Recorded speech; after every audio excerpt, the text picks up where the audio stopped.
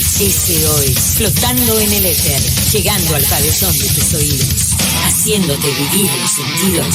SOS 105. SOS 105.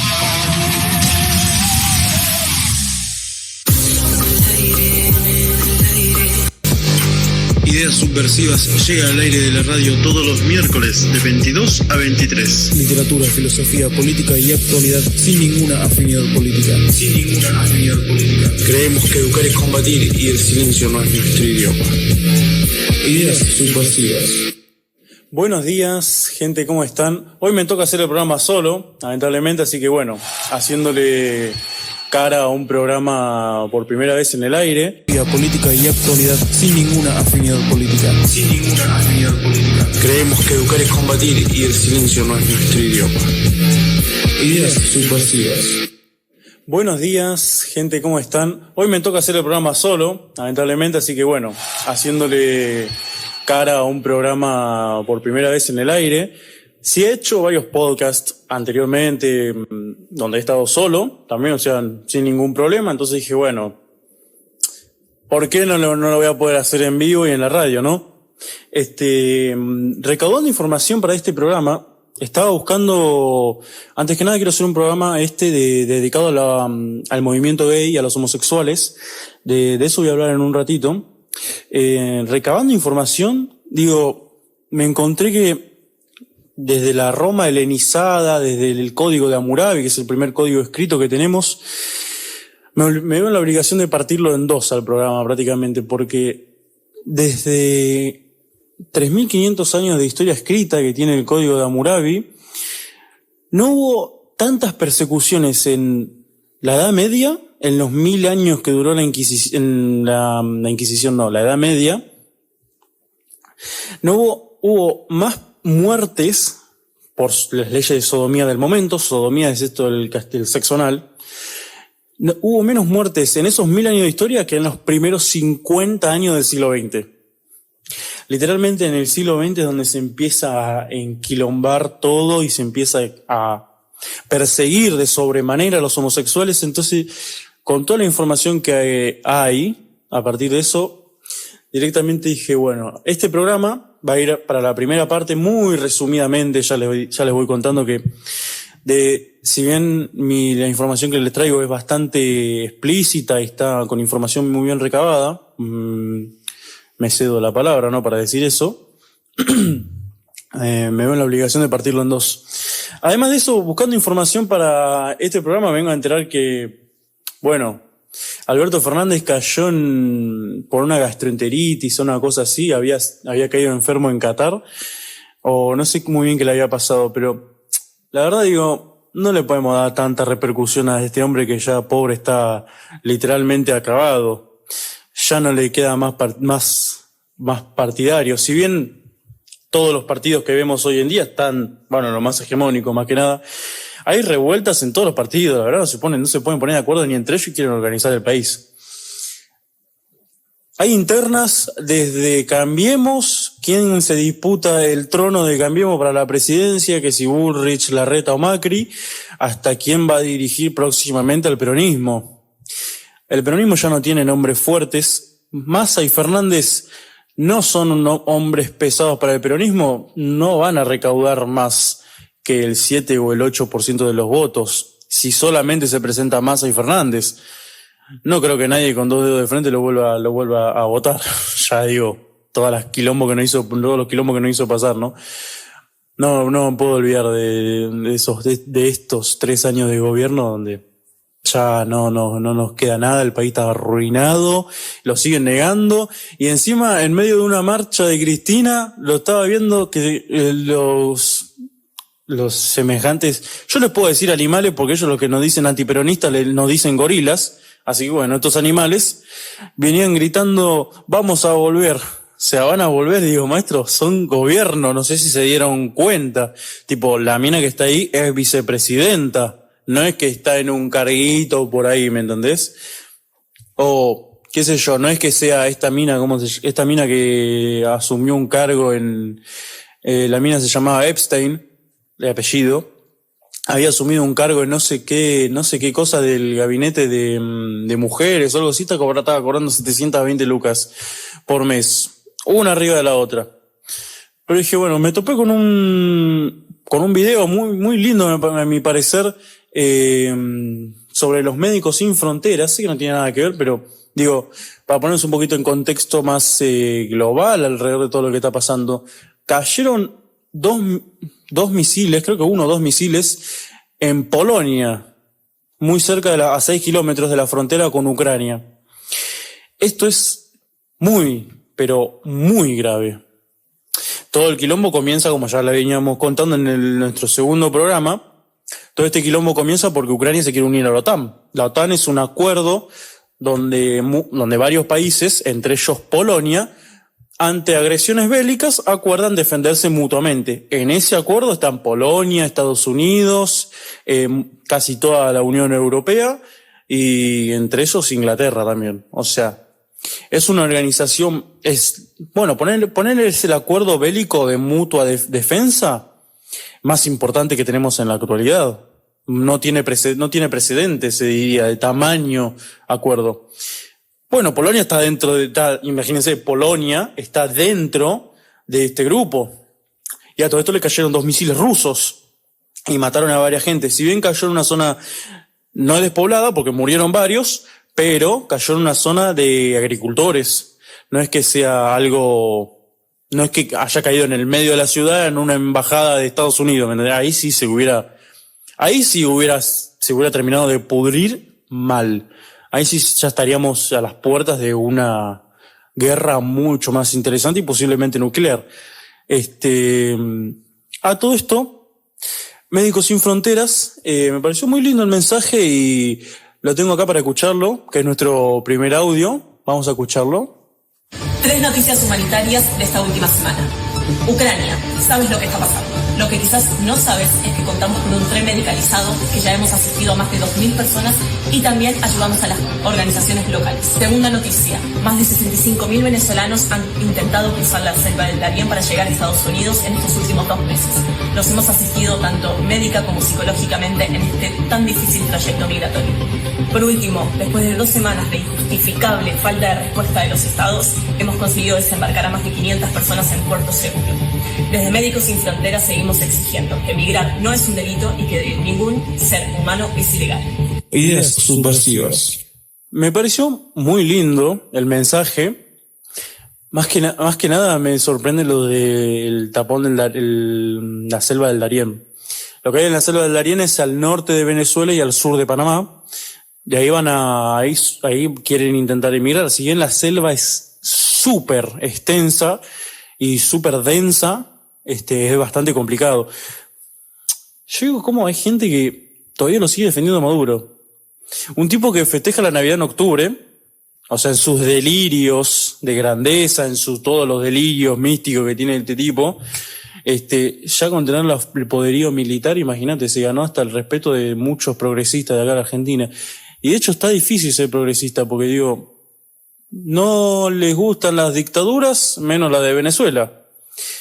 Yo debatiendo con un tipo en la UNSAM, en aquel entonces estaba cursando ingeniería y ahora estoy cursando ciencias políticas. Un tipo en un debate, primero que era un debate donde habían hecho propaganda durante 1 mes y medio más o menos al debate. Y yo digo, bueno, caigo, a ver qué me tienen para decir, ¿no? Iban a hablar sobre las sociedades capitalistas y cómo los perjudicaba a ellos tanto el capitalismo, bien que disfrutan de sus celulares, la tecnología y todos los frutos del capitalismo, no justamente del socialismo, y viven en un país, si bien casi más tirado al socialismo, dentro de todo es un país capitalista, no es un país abiertamente socialista. No los veo defendiendo, bueno, sí, los he visto defendiendo la Unión Soviética, pero ya esos trastornados, digo, ya.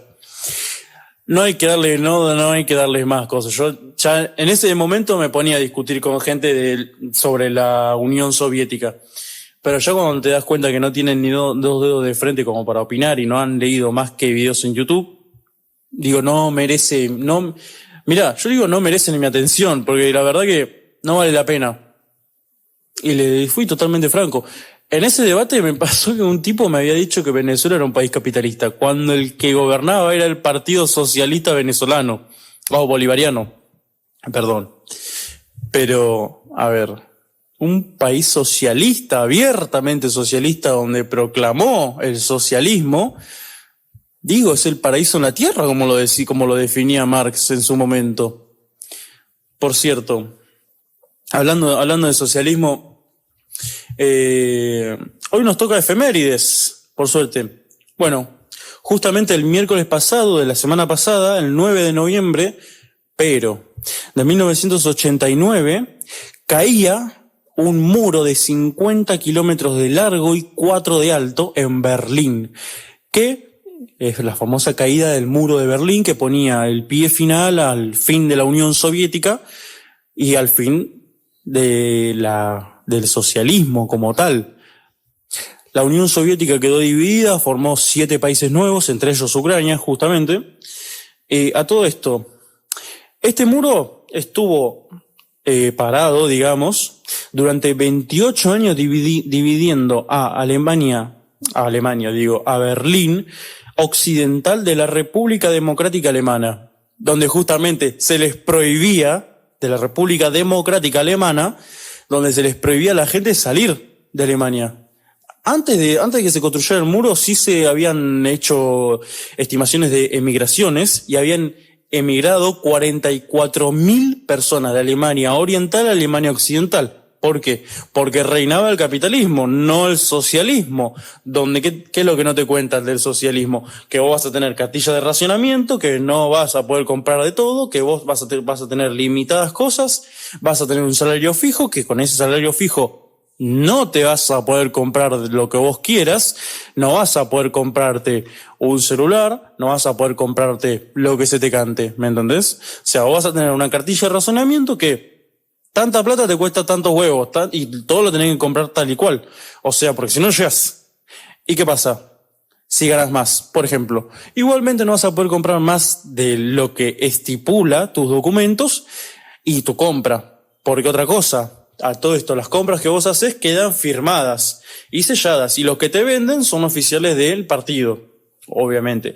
Digo el partido por no efectuar ningún partido en general. Yo digo que los oficiales del partido son los que vendían son los que firmaban las cartillas de racionamiento. ¿Qué era una cartilla de racionamiento? Justamente, esto que yo decía, vos tenés por tu familia o por si tenés hijos, 6 huevos si no tenés hijos. 8 huevos si tenés hijos. A todo esto, bueno, en una semana, ni eso, en una semana comés más de 6 huevos. Bueno, imagínate esto por mes. Tantas libras de arroz, generalmente eran 3-4 libras de arroz al mes. Tanto de carne, que también eran 3-4 libras de carne, que eso era una miseria, y todo eso te tenía que durar un mes. Y no volvías a poder comprar hasta el siguiente mes. Tanto así de leche, tanto así de pan, tanto así con lo que se te cante. Imagínate que el sistema lógicamente no es aplicable hoy en día. Bueno, cuestión. En esta Alemania estaban rehuyendo la mayoría de la población. Curiosamente, el muro se empezó a construir un 13 de agosto del 61, cuando ya la situación era, digamos, alarmante, porque los orientales se estaban quedando sin alemanes en Berlín, al fin y al cabo. Porque ¿qué pasaba? Obviamente, nadie quería vivir en el socialismo. La gente estaba sufriendo, la gente estaba mal. ¿Qué se entiende por socialismo? Si bien es muy amplia la definición para explayarme ahora, yo a la definición que llegué es más bien a definirlo como todo sistema de agresión institucional a la función empresarial del humano. ¿La función empresarial qué es? Bueno, está la que yo le alquilo este tiempo en la radio, él ya está emprendiendo su radio, ya vino, puso la radio, no sé qué, yo vengo y le alquilo este tiempo que estoy yo en la radio, ¿no? Bueno, esa es la función empresarial. El que hizo este celular, agarró y me lo vendió a mí, ¿no? Bueno, no el que lo hizo, sino el que Bueno, se entiende. La función empresarial es justamente emprender. El homo empresarial es como lo define la economía hoy en día, más que nada los austríacos. Bueno, todo esto, Recabando información encontré un artículo muy interesante del diario Arriba de España. El número es 8.965, fechado en Madrid el martes 15 de agosto del 1961, que dice así: gravísima situación en 2 zonas de Berlín separadas por pocas horas una barrera militar comunista. Y el tipo recalca una barrera militar comunista. 110.000 soldados se concentraron en la zona oriental, apoyados por otros 400.000 del mariscal Konev. Ser mariscal en la Unión Soviética era como el más grande rango militar que había en ese entonces. Bueno, cuestión, este sujeto fue un soviético militar y participó en la Segunda Guerra Mundial, dirigió las fuerzas del Ejército Rojo al frente oriental durante la Segunda Guerra, responsable de liberar, entre comillas, liberar, ¿no? Obviamente. A todo esto no lo agarramos con pinzas porque está de sobra refutado, obviamente. Él liberó gran parte de Europa del Este ocupada por el Eje, fue condecorado 2 veces con el título honorífico de Héroe de la Unión Soviética. No es ningún elogio ser héroe de la Unión Soviética, más allá de lo que estos puedan decir. Obviamente, esto lo dice la biografía del chabón. A todo esto, sigo leyendo. Héroe de la Unión Soviética, esto en el 44 y el 45. Fue uno de los pocos poseedores de la Orden de la Victoria. Asimismo, fue miembro del Comité Central del Partido Comunista de la Unión Soviética. O sea, era un tipo jodido para esa época, ¿no? En el 61. Era un tipo bastante pesado de la Unión Alemana, obviamente, de la Unión Soviética en Alemania. A todo esto, los berlineses del oeste y el este hacían frente con serenidad y firmeza a las provocaciones. A las 3:15 de la madrugada de allá hay una fuerte claridad diurna en Berlín, justamente, por la situación geográfica de la capital alemana. A esa luz de la mañana del domingo, una fecha que puede quedar en la historia, y quedó en la historia, como lo decía este tipo, mientras la ciudad permanecía aún en silencio, preparándose los habitantes del sector occidental a la habitual exclusión a los lagos. A todo esto, ya se estaban organizando, paréntesis, ¿no? A todo esto ya se estaban organizando autobuses, marcha para salir cagando ¿cómo es? Berlín Oriental. No me la quiero confundir, por eso te estoy ahí repitiendo, ¿viste? A todo esto, ya se estaban organizando marchas, autobuses, todo para salir rajando cuanto antes por lo que se estaba viniendo, ¿no? Una movilización insólita comenzó a advertirse en el sector oriental, a la estación del Zoo. Apenas se había difundido el comunicado de los gobernantes comunistas firmantes del Pactado de Varsovia anunciando el cierre de la frontera entre ambas partes de la escondida ciudad. Pudo verse un largo convoy de militares verdes, cargados de soldados con uniforme del Ejército Popular y casco soviético, bajar por el amplio calzado de Unter den Linden, pasar por el edificio blanco de la Embajada Soviética y por el medio derruido Hotel Adión, y atravesar el cordón de los miembros de la BOPO, o Policía Militar. A todo esto, para estacionarse a unos 100 metros de la puerta de Brandenburgo, las tropas iban dotadas de armas ligeras. A todo esto, ahí ya se estaba gestando, todo esto ocurrió el miércoles pasado, pero en la caída del muro ocurrió el miércoles pasado. Justamente ya se conmemoran ya muchísimos años. Esto da el pie a inicio de la caída del socialismo y el triunfo de la Guerra Fría, aunque hubo muchísimos enfrentamientos militares en la Guerra Fría entre capitalistas y comunistas. Bueno, a partir de todo eso, la caída del muro es muy simbólica alrededor del mundo y de hecho da inicio acá, porque ya los países comunistas y los movimientos comunistas acá en Argentina dejan de tener financiamiento, aunque igualmente conseguían financiamiento de Wall Street como por ejemplo los bolcheviques. Los bolcheviques eran financiados por Wall Street, ¿me entienden? Por los banqueros estadounidenses. De hecho, les decían el partido alemán por algo, y estaban en Rusia. A ver, los bolcheviques tomaron Rusia en 1917, ¿no? Con Lenin a la cabeza, previo al intento de toma del país de Trotsky.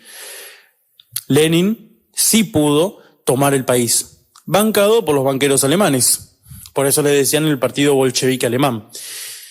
Bueno, sin querer irme de tema, esto marca el final del socialismo, la caída definitiva del socialismo. ¿Qué pasó? Todos acá, todos los países comunistas acá, países comunistas, todos los partidos comunistas, y el único que estaba en el poder en ese entonces era Che Guevara. Estoy hablando durante la caída.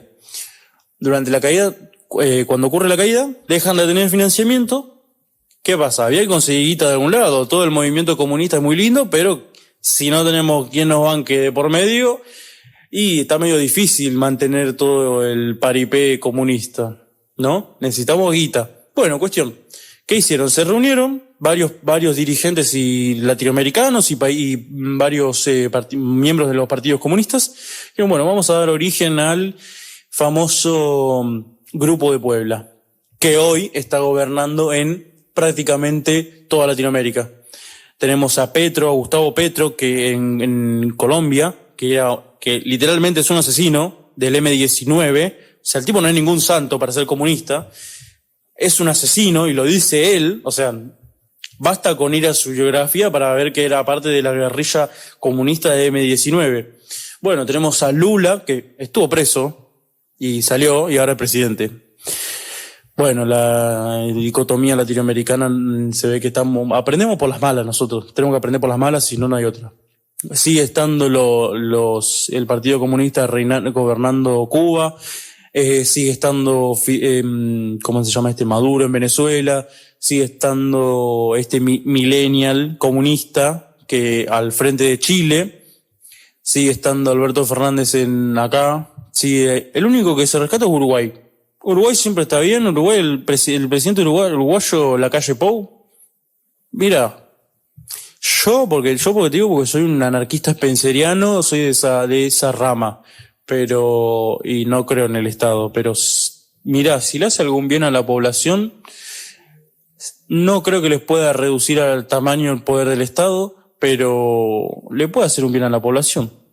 Bueno, todo este movimiento que nos gobierna hoy en día tuvo sus orígenes en aquel 91, justamente acá en Argentina. Además de fundarse en el 91, tuvo una primera ola bastante poderosa, y ahora ya se viene con la segunda. Todo eso tuvo origen, repito, en el 91 con la caída del muro de Berlín.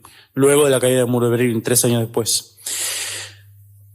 Durante su construcción y cuando estaba el muro de Berlín, ya hubo incidentes. Los primeros incidentes de más renombre, curiosamente, fueron periodistas. Cito los primeros incidentes que hubo. En el momento en el que el corresponsal británico Adam Calet Long, intentando atravesar la madrugada del domingo la puerta de Bradesburgo, fue rechazado por un policía oriental, quien le advirtió que desde hacía 1 hora estaba prohibido el paso. Paréntesis. Curiosamente, o sea que es más fácil transportar carne en esa época entre las dos Alemanias que hoy entre provincia y capital. Literalmente. Tipo, no te estoy jodiendo. Un país comunista al país capitalista era mucho más fácil pasarle carne. Se necesitaban 4 permisos para pasarle carne. Miren lo que o sea, yo me remonto. Pero a todo eso, hoy para pasar 20 kilos de carne desde provincia a capital o viceversa, se necesitan alrededor de 23 permisos. Entonces imagínate, después pregunta por qué el precio de la carne está tan alto, ¿no? Si un tipo va y dice, bueno, tengo que hacer tantos trámites que me duran 3 meses los trámites para pasar carne, ¿qué va a pasar? Obviamente, yo tengo que subir el precio, a mí me suben los costes, ¿no? Tengo que, la carne dejarla pasar más tiempo, para que me sea rentable y vender carne vieja y dejar la nueva para más adelante y así, o subir el precio y mantener la calidad. Por eso las cosas están tan caras acá en Argentina. Si se fijan, la nafta acá está 158, la he llegado a encontrar, y en Capital está 138. Y estamos hablando de la nafta, o sea, yo digo, no me fijo en los precios, pero en ese sí busco precios. O sea, bueno, en provincia hay muchos más impuestos que en Capital Federal. No es por tirarle flores a la reta, pero es algo que bien está hecho. ¿Qué querés que te diga? No voy a negar las cosas que hizo bien. Capital sigue teniendo menos impuestos. Eso es bueno. Lo mires por donde lo mires. A vos te favorece porque te trae menos, ¿cómo es? Te disminuye el precio. Al consumidor lo favorece porque, al productor digo, lo favorece porque ¿qué? Porque puede vender más, a menos costo. ¿Qué busca el empresario? Vender. No busca no vender. ¿Se va a comprar la carne para tenerla todo congelada en una heladera? ¿Para qué? La quiere vender, quiere hacer plata, lógicamente. Bueno, continúo. A todo esto, varios periodistas fueron detenidos, algunos con más o con menos suerte, pero varios fueron detenidos. Entre ellos se encuentra el corresponsal norteamericano de Columbia Broadcasting System, que fue interrogado por la policía comunista durante 90 minutos, el fotógrafo Eric Harris, detenido en la estación del ferrocarril elevado a la Friedrich Street, que fue encerrado, directamente fue preso por querer cruzar de la Alemania oriental a la occidental.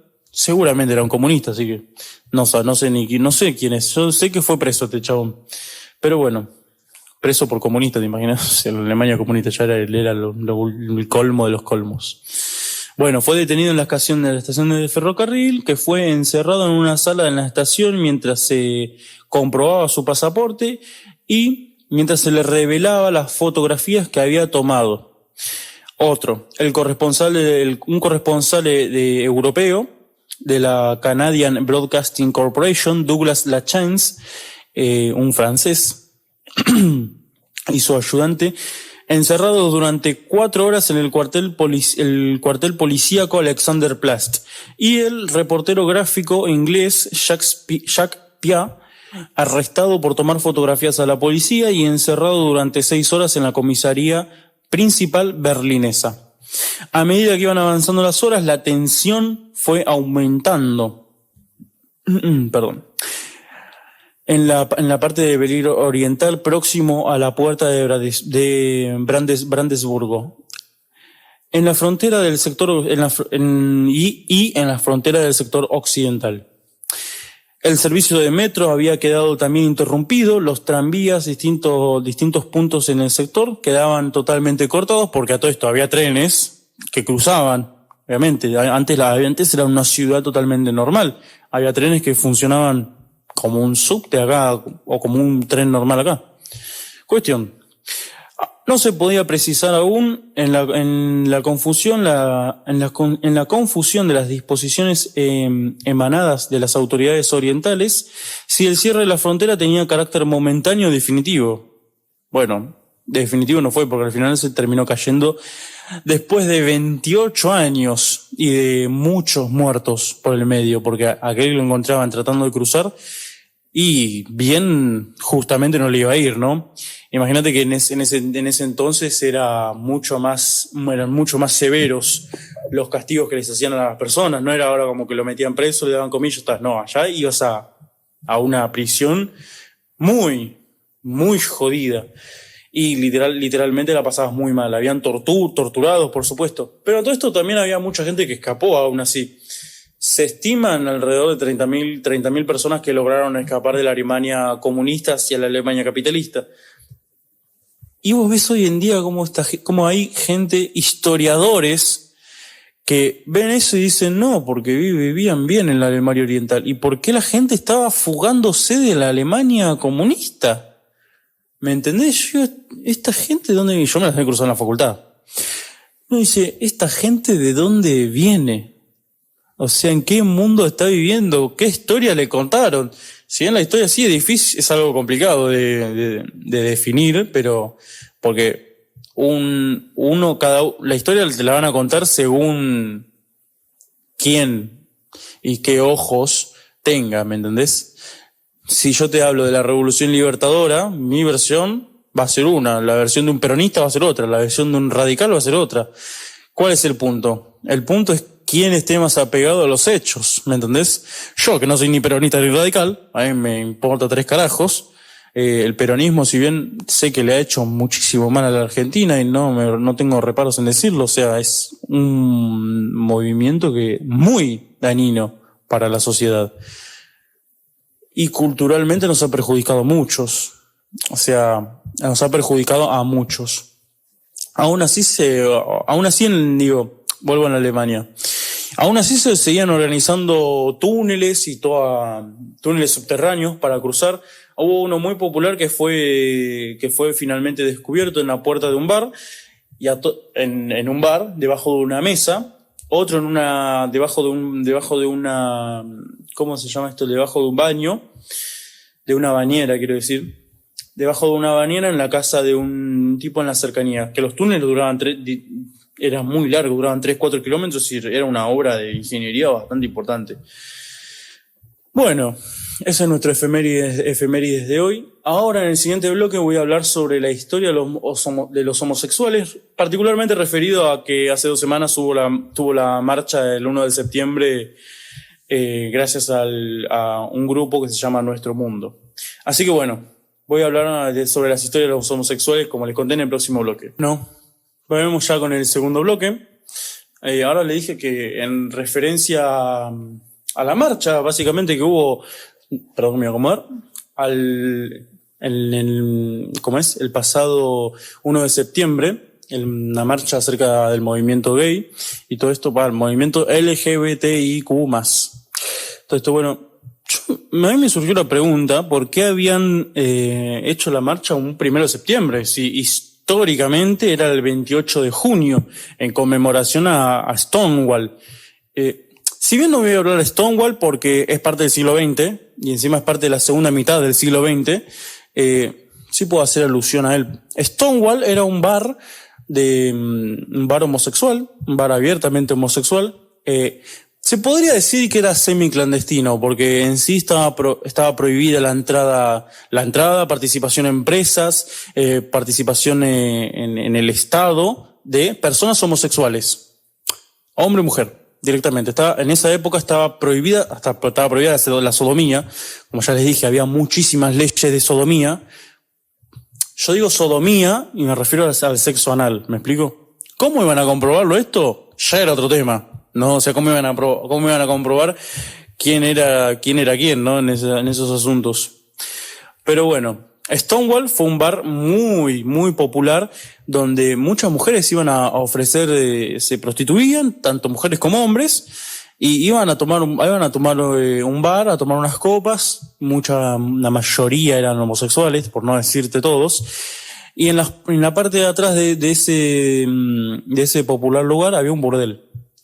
Bueno, yo, como ustedes saben, yo soy un anarquista liberal. A mí no me interesa cada uno. ¿Por qué se empezó a festejar el 1 de septiembre si históricamente era el 28 de junio?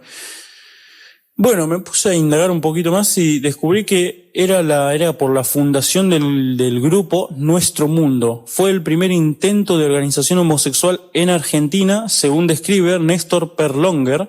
Esta organización este grupo en defensa de los derechos de los homosexuales fue creado en Argentina un septiembre del 67, justamente el 1 de septiembre. Se considera el primer grupo creado para este fin en América Latina. Somos pioneros. Bueno, por ahora bastante bien. La asociación fue creada en noviembre del 67 en la localidad de Herli, un suburbio obrero del Gran Buenos Aires, te diría bastante al sur y bastante alejado. Fue fundado por 14 personas, la mayoría activistas de gremios de clase media baja. Hablando de comunistas, el líder era un comunista y curiosamente fue expulsado del Partido Comunista por homosexual. La historia y sus ironías. Bueno, El año exacto de la fundación muchas veces se confunde con el 69, pero puede ser corroborado perfectamente con las publicaciones de Nuestro Mundo y por los testimonios de Héctor Anaviarte, uno de sus fundadores. O sea, es una buena fuente. Según el artículo citado de Néstor Perlonger, durante 2 años se enviaron incesantemente panfletos e informes sobre la liberación gay y los periódicos porteños, a los periódicos porteños. En agosto del 71, junto a otras 5 organizaciones, formaron el Frente de Liberación Homosexual. Muy, muy bien.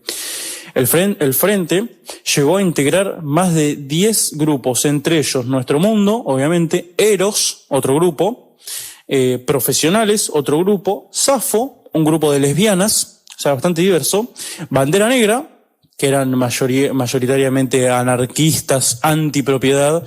Yo te diría que son unos primos que no reconocemos nosotros, pero bueno. Esos anarquistas son de otra calaña, son como nuestros primos. Te diría que nosotros somos las ovejas negras, los anarquistas que reconocemos la propiedad, porque hay anarquistas que no reconocen la propiedad. Esa es otra historia totalmente diferente, que no voy a simplemente aclarar la diferencia, no voy a indagar más en el tema. Anarquista Bandera Negra, Emanuel, una organización de cristianos y católicos homosexuales argentinos, entre varios grupos. El Frente también editó hasta el 76 la revista Somos, la primera de su tipo en Argentina. Otra cosa más. Todos los grupos homosexuales se disolvieron en el 76 tras el golpe de Estado que se instauró en el poder en la dictadura militar, autodenominado Proceso de Reorganización Nacional, ya que eran uno de los grupos perseguidos mediante el terrorismo de Estado que ejercía el gobierno de facto. Obviamente, llegaron los milicos y se le terminó la joda. Ahora vos te ves. Es muy curiosa la historia porque yo digo, debatiendo con un pariente mío, me decía, pero ¿por qué me habla de historia de tanto? Si pasaron tantos años, y yo ya sé que pasaron, yo lo viví, todo esto. Y mirá, estábamos hablando, en ese tiempo yo estaba con Aristóteles, estaba leyendo mucho Aristóteles, un autor me gusta mucho. Un filósofo, reconocido, es uno de los filósofos más famosos de la Grecia antigua. Y yo le hablaba de él, de su pensamiento, no sé qué, y me dijo, pero ¿por qué vamos a estudiar la historia si eso ya pasó 2000 años? Y yo le dije, pero yo por no recaer ya en insultos, nada, no le dije absolutamente nada, lo miré con los 2 ojos totalmente sorprendidos y le dije, maestro, porque tiene aplicación actual. Porque, ¿qué pasa? Si no estudias la historia, y esto pasó en el 76, te estoy diciendo, no es que pasó hace 2000 años, como Aristóteles. ¿Me explico? Si no estudiamos la historia, vemos a homosexuales con la remera de Che. ¿Me entendés? Un tipo que literalmente los masacraba en campos de concentración. Literal. Y lo llevan en las remeras, en las marchas del movimiento gay. Por eso, hay que estudiar historia, es fundamental. Bueno, teniendo en cuenta este comienzo, me surgió la curiosidad de por qué se empezó a perseguir la homosexualidad abiertamente. Si bien esta historia de persecución es larga, en este programa la emprenderé brevemente. ¿Cuál es el primer escrito que hace referencia a la homosexualidad? Mismamente, el primer documento legal o cuerpo legal de leyes pública en el Código de Hammurabi. ¿Saben cuántos años tiene el Código de Hammurabi? 3.500 años.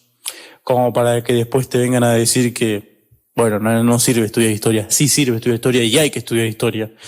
El Código de Hammurabi contiene 282 leyes escritas en 12 tabletas. A diferencia de las leyes anteriores, en este código están escritas en Acadia, el idioma diario de la Babilonia antigua, para que pudiera ser leído por cualquier persona alfabetizada. El código contiene, paréntesis, no mucha gente era alfabetizada en ese entonces, muy poca gente lo podía leer y, bueno, había que saber leer, y en ese entonces saber leer estaba mucho más al lado.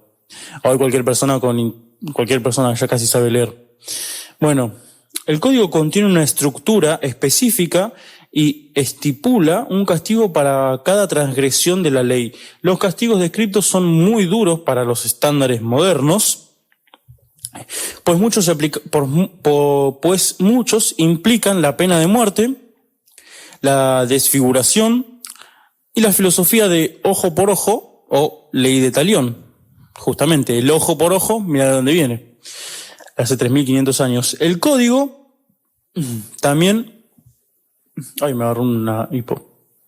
El código también es uno de los más tempranos ejemplos de principio de presunción de inocencia. Hoy en día es lo que se busca eliminar. Acuérdense de esto, se busca eliminar la presunción de inocencia para los hombres. A todo esto, pues sugiere que tanto el acusado como el acusador tienen la oportunidad de presentar pruebas. Bueno, esto era el código de Hammurabi. Ahí se implementa el ojo por ojo y toda una serie de leyes que es nuestro primer cuerpo legal en la historia de la humanidad, que de hecho está hoy en día en los museos, o sea, sigue estando. Además, en esta época, ¿cómo andaban los homosexuales por ahí? Y digo, bueno, imagínate cómo fueron reprimidos hace 40 años, cómo serán en ese entonces, ¿no? Se realizaban, en aquel entonces les decían bodas de la semejanza, donde las sacerdotisas, que eran mujeres desde el mismo sexo, podían formar familias y hacer suyos a sus hijos. Asimismo como los hombres. Aunque tiempo después, en Grecia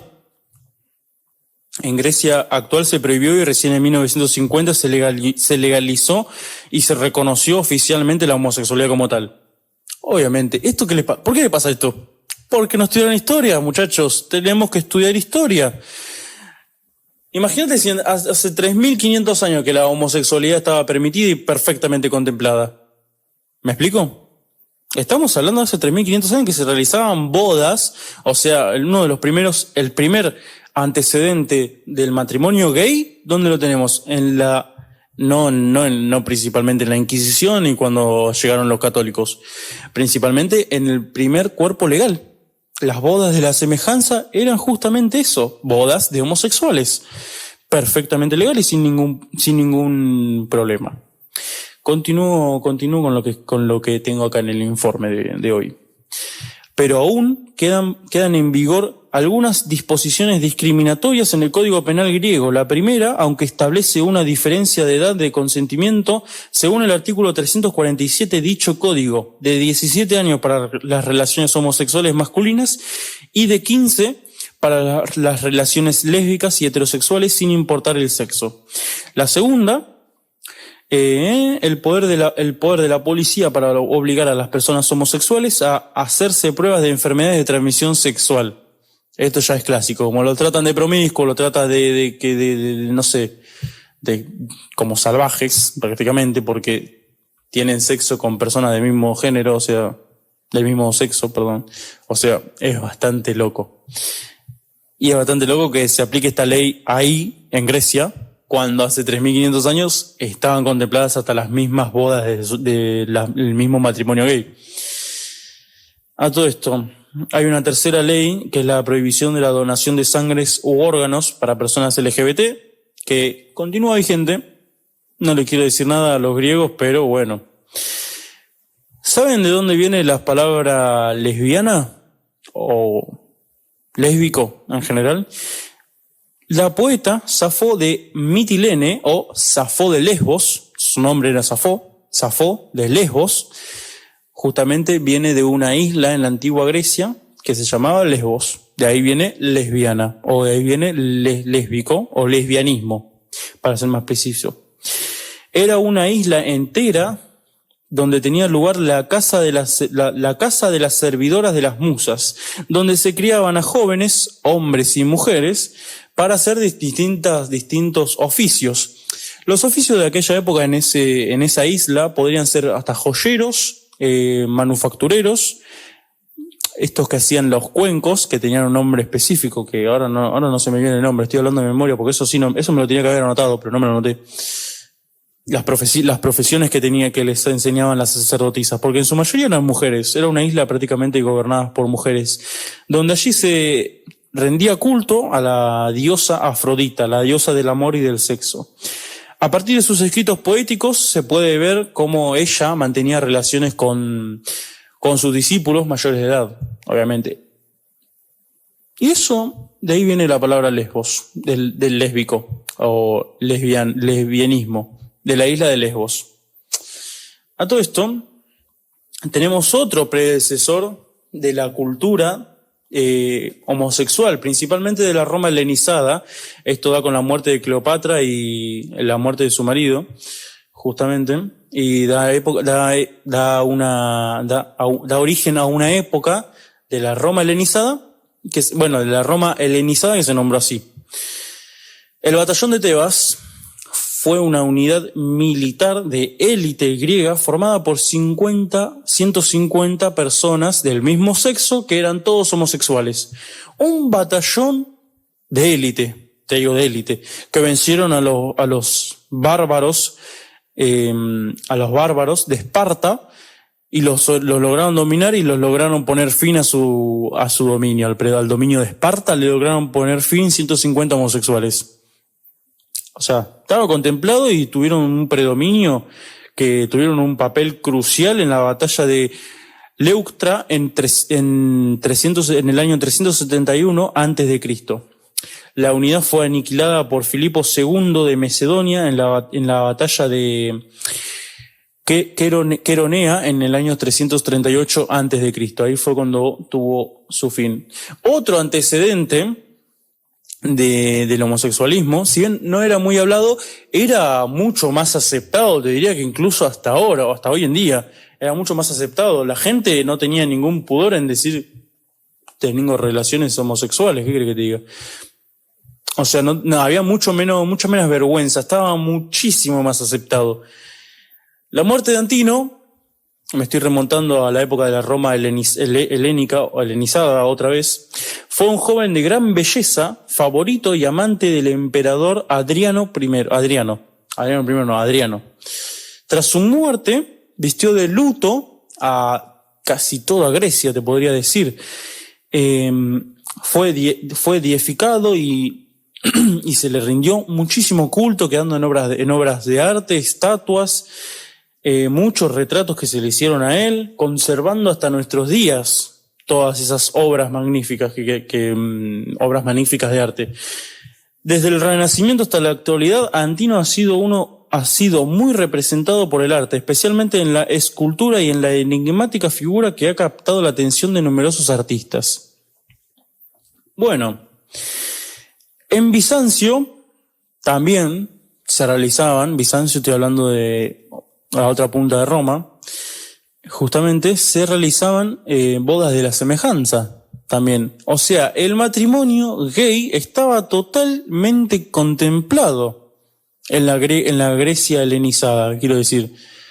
Bueno, ¿cuándo se comienza a perseguir todo? ¿Cuándo empieza todo el quilombo? Ya estoy viendo que me quedan pocos minutos y no me da el tiempo para nada. Bueno, la Inquisición. Si me remonto a qué es la Inquisición, literalmente se me va a terminar el programa, pero bueno. Recién con el creciente poder de la Inquisición y la llegada de Felipe II a España el 15 de enero de 1555, comenzó a perseguir la homosexualidad con más firmeza, tratando de contrabandistas y demás crímenes relacionados a la promiscuidad y tratándolos como portadores de enfermedades. Todos estos son los homosexuales. Ahí es cuando se empieza a perseguir, a torturar y matar. Las brujas, generalmente mujeres lesbianas, que les decían brujas, pero la realidad es que eran parteras, curanderas y, bueno, en muy pocos casos eran médicos. Médicas, todas ellas eran mujeres independientes. Justamente, no quiero decir que por eso eran perseguidos, porque algún hispanista me podría saltar y decirme, no, que esto, que aquello, que el otro, pero bueno. Los hispanistas cuentan su historia como a ellos les convenga, ¿no? O sea, como todo peronista, así son. La mayoría eran parteras, curanderas, médicas de la época, fueron las principales afectadas por la Inquisición durante, pero te diría, muchísimo tiempo. Ya remontándonos al siglo decimonónico, cuando finalmente se termina la Inquisición de una vez por todas, me remonto a varios escritores, tenía que buscar, me propuse buscar escritores homosexuales o que hayan practicado la sodomía. Bueno, me encontré a Oscar Wilde, uno de mis escritores favoritos.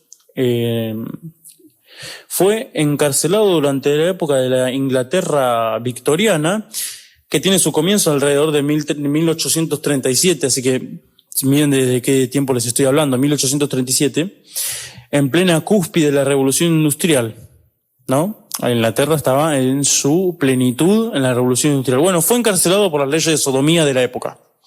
A ver, otro autor era Charles de Villiers, un miembro que fue diputado, fue un abogado, militar, jurista y un diputado muy importante, gran liberal, que defendió la causa del liberalismo muy bien, a mi parecer. Ahijado de Voltaire, estuvo en la Cámara de los Comunes en esa época y fue diputado en 1792. El chabón es conocido por su frase: los hijos de Somorra, de Sodoma, arriban a la asamblea. Además de que yo lo defiendo porque tuvo una oposición férrea a las matanzas de septiembre y a los católicos de a pie por los jacobinos. Oponerse a los jacobinos en esa época, imagínate que era muy complicado. Ahí estaba en vigencia, digamos, la ley de sospecha, donde te sospechaban de antirrevolucionario y te cortaban la cabeza directamente, eras totalmente guillotinado. Hasta que, bueno, le salió el tiro por la culata a Robespierre y ¿qué le pasó? Fue guillotinado también porque ya estaba entrando en un delirio de locura. Pero bueno, ya no confiaba ni en él mismo. Robespierre ya entró en una locura total. La muerte de Marat creo que fue el desencadenante de todo esto.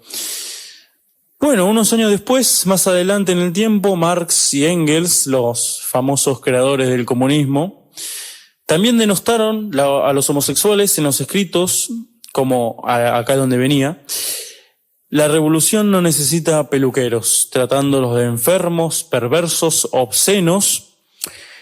Y más adelante, Stalin, ya entrando en el siglo XX, esto de Marx estoy hablando en 1848. Toda esta historia está bastante resumida. Si bien me he saltado muchísimas cosas, no he contado todo lo que podía haber dicho de la Roma helenizada, que fue una época muy, muy buena. A todo esto, se empieza a prohibir la homosexualidad en la época de Stalin, en el artículo 121 de su Código Penal, donde literalmente prohíbe la homosexualidad en toda la Unión Soviética. ¿Me entendés? O sea, y después hay gente que no quiero decir que hay feministas, porque no conozco a todas feministas, pero te digo, hay muchas feministas que vos las escuchás defendiendo la Unión Soviética y dicen: sí, yo soy abiertamente socialista. ¿Y qué entendés por socialismo? No, porque hay que apuntar a lo social, y todo te chamullan, ¿viste? Te chamullan porque no tienen nada más la más mínima idea de lo que significa el socialismo en sí. ¿Por qué? Porque jamás fue aplicado, jamás lo pudieron aplicar. ¿Me entendés? Y por más que lo intentasen aplicar con todos los recursos, no pudieron, van a terminar como Venezuela. ¿Por qué? Porque es antinatural. Choca con la función empresarial del ser humano. ¿Me entendés? Si vos no podés emprender, vos no podés hacer literalmente emprender, o sea, vos no podés tener la función empresarial tuya. ¿Me explico? Yo, por ejemplo, me sustento siendo editor de videos. Ahora estoy editando videos y la verdad, bueno, ¿cuál es mi función empresarial? Yo edito videos a cambio de plata. El otro hace los videos a cambio de plata también, o de publicidad, etcétera, etcétera. Esa es la función empresarial. Eso es el socialismo. ¿Me explico? El socialismo ataca a eso. Ataca a nuestra naturaleza. Por eso le va tan mal. Por eso nunca tuvieron resultados prósperos. Ningún país, y literalmente en un momento hubo más países socialistas que países capitalistas. Prácticamente en todo Oriente y Asia se ha practicado mucho más el socialismo que el capitalismo. Y así les fue. O sea, la guerra de Vietnam fue contra comunistas. Hay muchísimas, la guerra de Vietnam es la primera que se me viene en la cabeza, pero hay muchísimos otros enfrentamientos durante la Guerra Fría que estuvieron rodeados de países comunistas, los que eran los que iniciaban las guerras. No estoy defendiendo a los capitalistas bajo ningún punto de vista. O sea, los yanquis fueron bastante una mierda bastante importante también, o sea, durante toda la historia.